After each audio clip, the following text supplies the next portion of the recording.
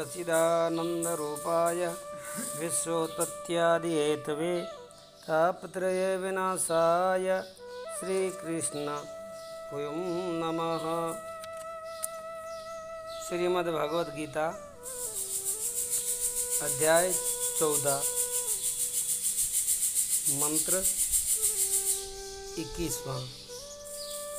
इसी प्रकार गुणातीत पुरुष के लक्षण गुण और महिमा भगवान के मुख से सुनने के बाद में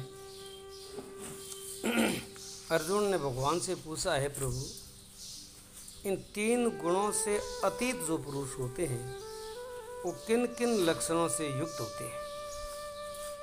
त्रिगुणा अतीत जो संत महात्मा होते हैं, कोई विरले होते हैं भाई, तो उनके लक्षण क्या है और उनका गुण क्या है, कैसे जाना जाता है और वो किस प्रकार के आचरण वाला होता है? वो ऐसे महापुरुषों का आचरण कैसा होता है?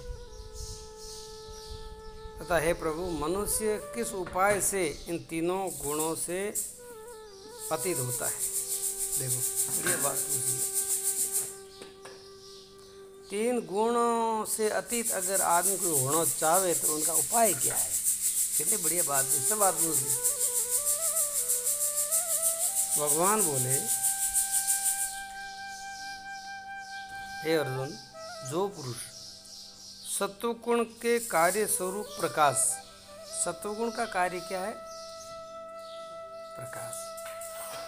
और रजोगुण का कार्य क्या है? प्रवृत्ति। जितनी प्रवृत्ति होती है संसार में सब रजोगुण से ही होती है। रजोगुण के कार्य रूप प्रवृत्ति को तथा तमोगुण के कार्य रूप मोह को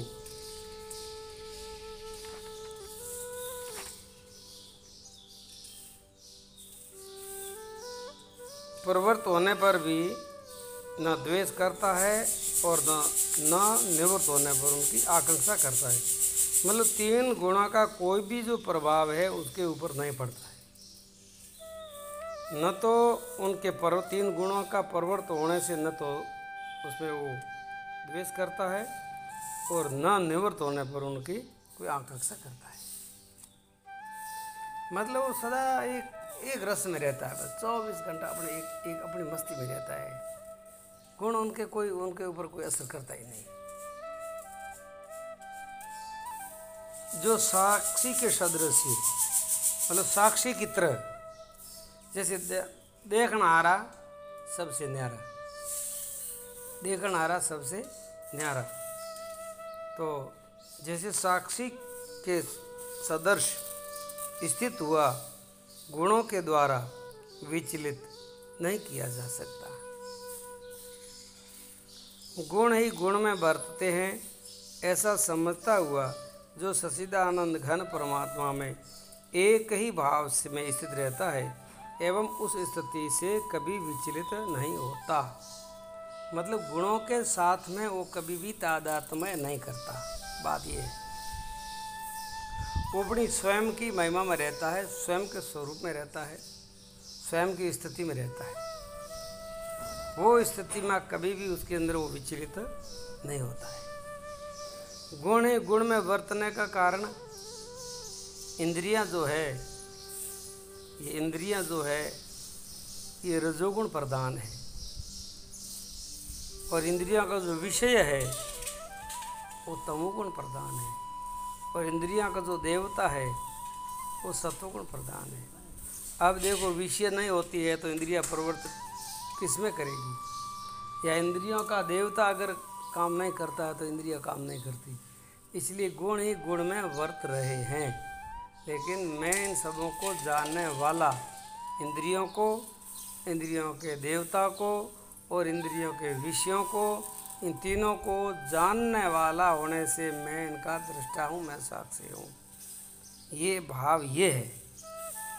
तो इसलिए वो हमेशा के लिए अपने स्वरूप की स्थिति से कभी विचलित नहीं होता है।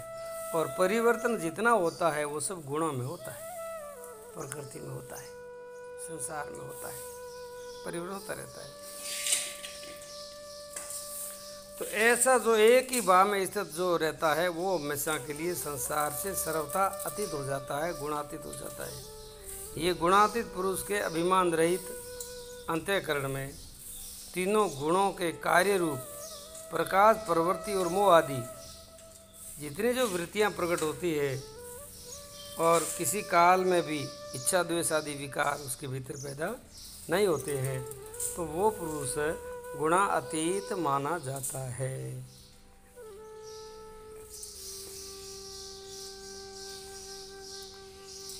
अब भगवान कहते हैं जो निरंतर आत्म भाव में स्थित, निरंतर उसमें अंतर ना पड़े, इसमें थोड़ा अभ्यास करना पड़ता है, जल्दी होता नहीं। जन्म जात से ही जीव शरीर के साथ में तादात्म्य कर लेता है, मैं स्त्री हूँ या मैं पुरुष हूँ, क्या यह मेरी जाति है, ये मेरा वर्ण है, ऐसा वगैरह वगैरह सारी शरीर के दर में आत्मा के नहीं।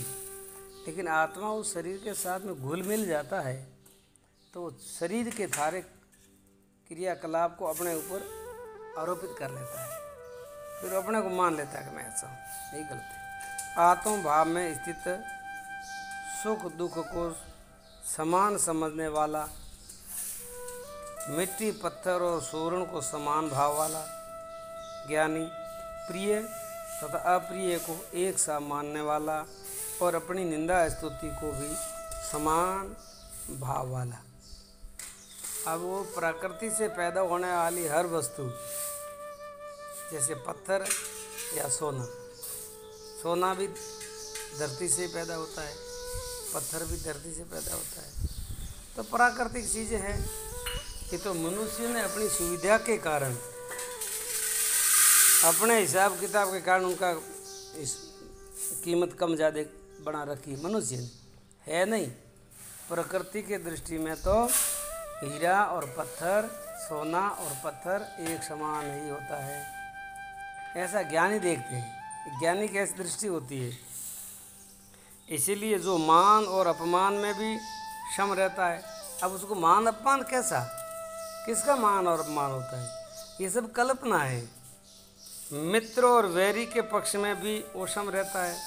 इस संसार में न तो किसी से वैरता रखनी है और न संसार में किसी से मित्रता रखनी है। दोनों पक्ष प्रकृति के हैं, अपने शुद्ध स्वरूप में नहीं है। क्यों, तुम खुद आनंद स्वरूप हो, फिर दूसरे को मित्रता करने की जरूरत क्या है? तुम खुद चैतन्य हो, तुम खुद सत्य हो। इसीलिए खुद को भूलने के कारण मनुष्य संसार में किसी के साथ जुड़ता है, आसक्ति करता है, ममत्व करता है, मित्रता करता है, तो फिर कहीं शत्रुता खड़ी हो जाती है, फिर वो पूरा द्वंद्व लंबा हो जाता है। संपूर्ण आरंभ में ही कर्तापन के अभिमान से रहित होता है, वह पुरुष गुणातीत कहा जाता है। वो कर्ता भाव तो उसके अंदर आता ही नहीं कि मैं करता हूँ, ये भाव तो आता ही नहीं। तो क्या होता है उस जगह, ये सब होता है। ये ध्यान रखना, एक होता है, एक करता है।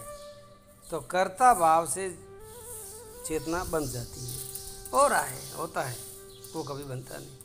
अब तीसरे प्रश्न के उत्तर में गुणातीत होने का उपाय भगवान बता रहे हैं। गुणातीत अगर किसी को होना है तो उसका उपाय क्या बताया, ये बात खास समझ लेना। सारे शास्त्रों का सार है, सारे साधनों का ही सार है, इसमें कोई शंका संशय करने जैसी बात नहीं है। जो पुरुष अव्यभिचारिणी भक्ति योग के द्वारा, अव्यभिचारिणी भक्ति का मतलब है केवल बस भगवान ही मेरे हैं और मैं भगवान का हूँ, भगवान के सिवाय मेरे कोई नहीं है, ऐसा अनन्य भाव, दूसरों के प्रति, दूसरों को किसी को मान न समझे, भगवान से बढ़कर किसी को न समझे और भगवान से प्रेम करे, भगवान से प्रीति करे, भगवान को अपना माने, भगवान का सुमरण करे, चिंतन करे, मनन करे, कीर्तन करे, कथा करे, पूजा करे, जो कुछ करे, बस मेरा वो एक इष्ट एक ही होता है भगवान। उसको कहते हैं अनन्य भाव से जो भक्ति करने वाला। ऐसे भक्ति योग के द्वारा, ये भक्ति भी एक योग है, योग का मतलब जोड़ना, ये भक्ति आपको परमात्मा से जोड़ेगी। भक्ति योग के द्वारा मुझको निरंतर जो भजता है वह इन गुणों 3 गुणों को भली भांति उल्लंघन करके सच्चिदानंद घन ब्रह्म को प्राप्त होने के लिए वो योग्य बन जाता है। भक्ति उनको पूर्ण रूप से योग्य बना देती है। फिर ज्ञान तो सहज में हो जाता है, भक्ति सहज नहीं होती। ज्ञान तो पका पकाया फल है, लेकिन भक्ति हमारे को शुद्ध करती है। क्योंकि हे अर्जुन, अविनाशी पार ब्रह्म और अमृत का तथा नित्य धर्म का और अखंड एक रस आनंद आश्रय मैं ही हूँ। वो ब्रह्म भी मैं ही हूँ, अमृत भी मैं ही हूँ, नित्य भी मैं ही हूँ, धर्म भी मैं ही हूँ, और एक अखंड आनंद का जो रस सतत बह रहा है वो भी मैं ही हूँ। अखंड एक रस आनंद का आश्रय भी मैं ही हूँ। भले आपको संसार में सुख दिखता है तो वो सुख भी आता परमात्मा से ही है। वस्तुओं में, पदार्थों में कोई सुख नहीं है। आनंद का भंडार एक परमात्मा ही है। तो किसी वस्तु के माध्यम से, व्यक्ति के माध्यम से, को साधनों के माध्यम से अपने को कुछ भी सुख महसूस हो रहा है तो वो भी सुख उस वस्तु का स्वतंत्र नहीं है, वो भी परमात्मा का ही है। इसीलिए आज की गीता का आज का अध्याय यहाँ पूर्ण होता है। ओम तत्सत इति श्रीमद्भगवद्गीतासु उपनिषत्सु ब्रह्म विद्यायां योग शास्त्रे श्री कृष्ण अर्जुन संवादे गुणत्रय विभाग योगो नाम चतुर्दशोध्याय। हरिओम तत्सत, हरिओम तत्सत, हरिओम तत्सत। ये गीता का ज्ञान हर घर में पहुँचे, हर परिवार में पहुँचे, मनुष्य मात्र के हृदय में पहुँचे, इसी भावना के साथ में आगे से आगे अपने मित्रों को, अपने ग्रुप में और आगे सगा संबंधियों में, सबों में ज़्यादा से ज़्यादा आप भेजने की कोशिश करेंगे तो आपका बड़ा पुण्य होगा और आपका जीवन भी श्रेष्ठ होगा, सबों का जीवन श्रेष्ठ होगा। परमात्मा सबका भला करे, सबका जीवन सुखी हो, इसी भावना के साथ में हरिओम तत्सत।